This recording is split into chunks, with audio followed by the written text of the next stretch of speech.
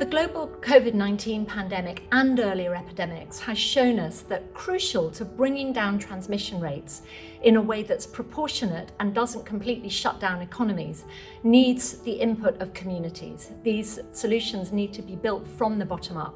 We've been working through our Social Science and Humanitarian Action Platform and our pandemic preparedness projects to show how it is that social knowledge can make responses more effective, more socially sensitive, and more in tune with what people really want and need. So the global COVID-19 pandemic is still ongoing. It's rocked societies around the world. And we've seen that some of the responses, in particular lockdowns, have brought economies and societies to their knees. What we've learnt, though, both in this epidemic and indeed in earlier ones, such as the Ebola epidemic in West Africa and others, is that responses need to be attuned to their local contexts, to the social, political, economic contexts in which people are living. And if they're designed well in that context, they can work very much better.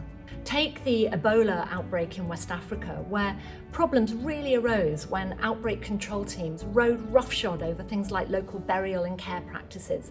And it was only when a more respectful dialogue was developed with local communities who could adapt what they were doing to manage the risks of transmission while also making sure that their own social lives and the important protocols about enabling people to become good ancestors and enabling people to care well for their kin were put in place.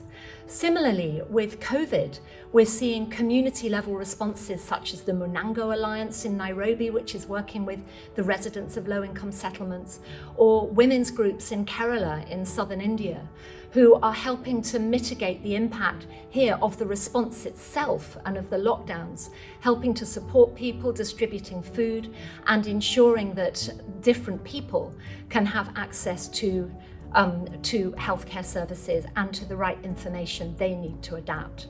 We're also learning that some of the models, the epidemiological models that often drive responses, can get things badly wrong if their assumptions don't take social and behavioural change into account. The West African Ebola epidemic, for instance, was originally predicted to involve millions of deaths because it didn't take into account that communities were going to adapt their practices to reduce transmission. The first message is that one size doesn't fit all. To control pandemics, we need to work locally, we need to develop responses that are attuned to their local social, cultural, economic and political contexts. Second message is to do that, we need to work with local and community organisations, wherever they are. And then the third message is about the role of social science, because it's often social scientists who, working with local practitioners, can bring this kind of knowledge to bear.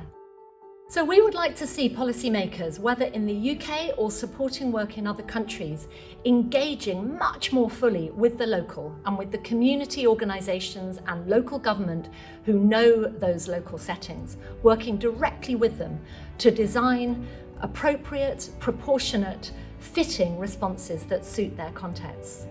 And secondly, we would like to see the social science and social knowledge that can contribute to those responses much more fully recognised in the science advice committees that we're seeing rolled out now to give advice to decision makers.